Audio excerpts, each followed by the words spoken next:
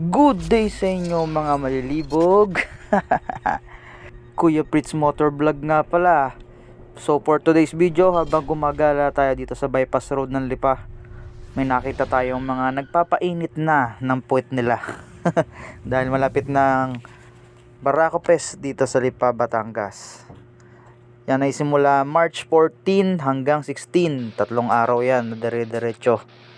Meron ditong mga fair, mga festival kumbaga.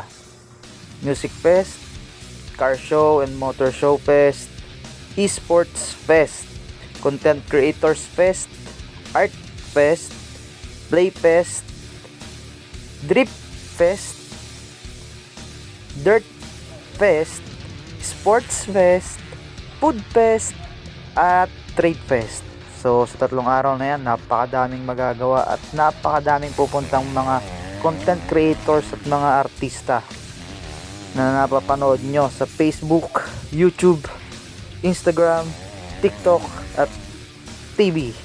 Para sa mga gustong kumuha ng ticket, meron pong libreng na pinamimigay. Meron dyan sa labas ng Jet Hotel, meron sa City Hall, at kung saan pa dyan sa Lipa. Libre lang yan, basta may pipilapan lang kayong form. Kaso, one person, 1 ticket lang, bawal po ang madami.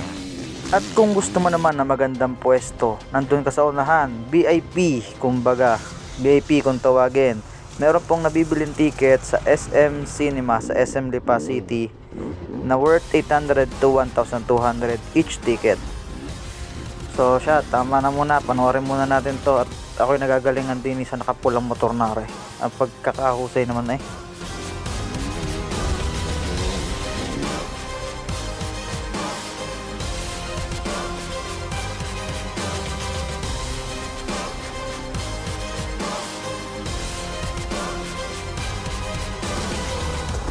You good? Yeah, I got this.